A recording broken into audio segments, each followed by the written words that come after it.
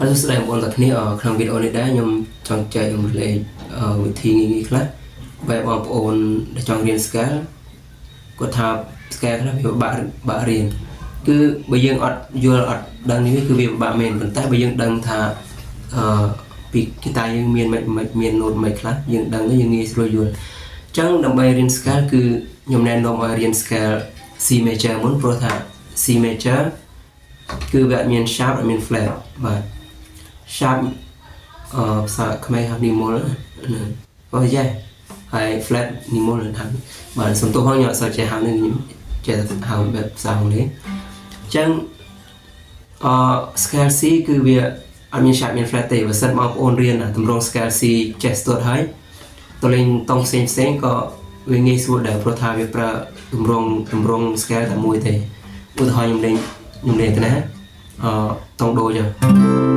scale C តម្រង A ចឹងខ្ញុំលេងដូរ៉េមីហ្វាសូឡាស៊ីដូបាទចឹងពេលខ្ញុំលេងជារ៉េខ្ញុំយកតម្រងនឹងដែរមួយខ្ញុំលេងរ៉េមីហ្វាសូឡាស៊ីដូរ៉េបាទប៉ុន្តែវាមានក្នុងនោះវាមាន sharp មាន flat បាទវាមាន sharp គឺតម្រងវាតែមួយទេបាទចឹងបើសិនមកបងរៀនថ្មីយើងកុំទៅខ្វល់ថាអូវារៀនscale C រួចទៅរៀនscale D ចាំនឹងបងប្អូនយកតែមួយបានហើយគឺយក scale C ឲ្យច្បាស់សិនពេលយើងចេះតម្រង C ច្បាស់ហើយយើងទៅលេងតម្រងផ្សេងយកតម្រងដៃយើងតែដែរទេប៉ុន្តែក្នុង note នោះយើងត្រូវ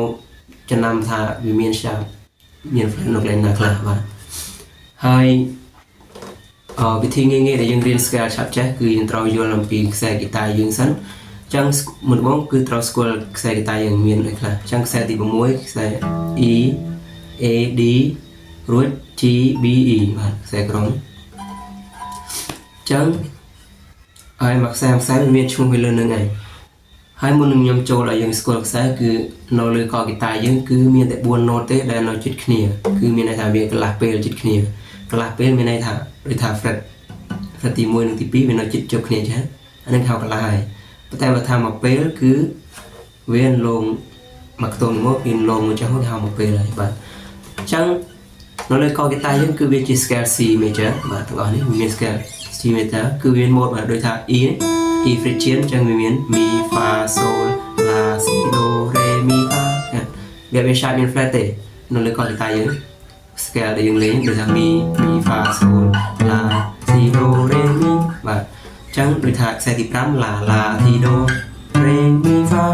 Sol La បាទចឹងដើម្បីរៀន scale ឆាប់ចេះគឺបងប្អូនត្រូវចាំថានៅលើកហ្គីតាយើងមាន E និង F ដែលនៅជិតគ្នាហើយ B និង C វានៅជិតគ្នាបើយើងនិយាយឈ្មោះវាគឺ Mi Fa វាកន្លះជិតគ្នាហើយ Ti Do ជិតគ្នាបាទអញ្ចឹងនេះ Mi Fa រួចនេះ Ti Do Mi Fa ខ្សែទី5មានបានដូចថា La Ti Do រួចនេះ Re Mi Fa បាទមានប៉ុណ្្នឹងឯងអញ្ចឹងដើម្បីយើងចាំ scale លឿនគឺយើងត្រូវចេះរាប់ Do Re Mi Fa Sol La Si Do បាទយើងត្រូវចេះរាប់នឹងសិនអញ្ចឹងពេលយើងលេងជា scale យើងឧទាហរណ៍ថានៅលើអ៊ីនធឺណិតគឺយើងមានយើងគ្រាន់តែ search មើលទៅ scale C major វាចេញមកច្រើនណាស់តែទម្រង់ទី1អញ្ចឹងទម្រង់ C ចេះមកយើងចាប់មកដូចថាពីសូត្រមក Do Re Mi Fa Sol La Si Do ចេះដឹងថា C Do វានៅជិតគ្នានេះC Do ហ្នឹងមានន័យថាវាកន្លះយើងដាក់ដៃទៅត្រូវយើងC Do យើងដាក់មកពេលចេះមកវាភ្លាវគឺមានថា C Do ហ្នឹងវានៅជិតគ្នាបាទ Re Mi Fa យើងដាក់ Mi Fa ហើយខត Mi Fa ចឹង Mi Fa ជិតគ្នាបាទចឹងបានស្គាល់មួយចឹងទម្រង់ទី2យើងយកទម្រង់នេះមួយយើងដាក់ដៃយើង Do Re Mi Fa Sol La Si Do Re Mi Fa Sol La បាទគឺនៅពេលយើងដឹងទម្រង់ scale ចឹងហើយយើងគ្រាន់តែលេងវាចេះសូត្រ Do Re Mi យើងដឹងថាហើយចន្លោះពេលវាមកដូចថា Re Mi ចន្លោះពេលវានេះវា Do Re Mi Fa ចឹង Mi Fa ជិតគ្នានេះ Mi Fa កន្លះចឹង Fa មក Re មិនមកពេលចឹងយើងដាក់ដៃទៅ Re បាទបើសិនយើងដាក់កន្លះហ្នឹងភ្លាវបាទ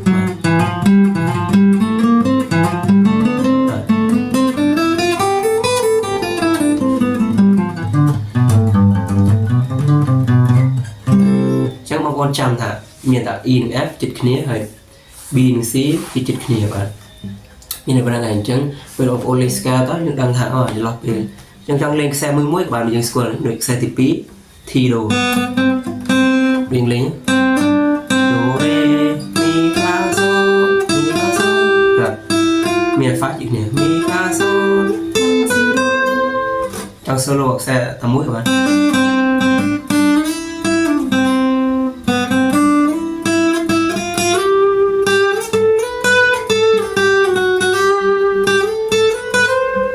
បាទចឹងបងចាំតែប៉ុណ្្នឹងទៅគឺលេងស្កាលេងបានអញ្ចឹងស្កាវាមានច្រើនទម្រង់តែអ្វីដែលបងប្អូនត្រូវរៀនគឺរៀន scale C major ច្បាស់សិនគឺថាដូចថា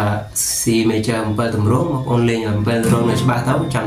ដូរតង់ទៅយើងរៀនដូរតង់មួយ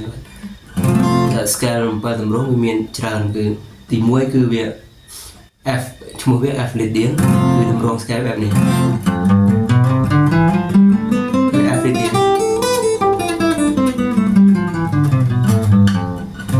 គឺ Fa ឬថា Fa នេះឈ្មោះវា Lydian ហើយមួយទៀត G នឹង G Mixolydian ទម្រង់វាបែបនេះបាទទម្រង់វាតែវាមានច្រើនបាទ scale គឺអ្វីដែលសំខាន់គឺបងប្អូនថ្មីគឺត្រូវរៀនស្គាល់ខ្សែនេះច្បាស់សិនគឺត្រូវស្គាល់ចន្លោះពេលវាថាពីមីមក Fa ប្រហែលកន្លះអញ្ចឹង Fa មក Sol មកពេលមកបាទគឺវាមកពេលហ្នឹង Sol បាទហើយអាប្រឡោះកដាលនេះគឺវាមានតែ sharp និង flat ទេបាទអញ្ចឹងមេរៀននេះខ្ញុំសូមចែករំលែកតែប៉ុណ្្នឹងឯងបាទសិនបងប្អូនអត់យល់អាច comment សួរបានបាទហើយបញ្ជាក់ខ្ញុំត្រូវចង់ចែករំលែកអ្វីដែលខ្ញុំយល់តិចទេបាទគឺខ្ញុំសល់ចេះច្រើនទេដូចថាលេងអីគឺខ្ញុំសោកប្រកែដែរគឺអ្វីដែលខ្ញុំចេះគឺចេះប៉ុណ្ណាខ្ញុំចែករំលែកប៉ុណ្ណឹងឯងបាទសូមអរគុណ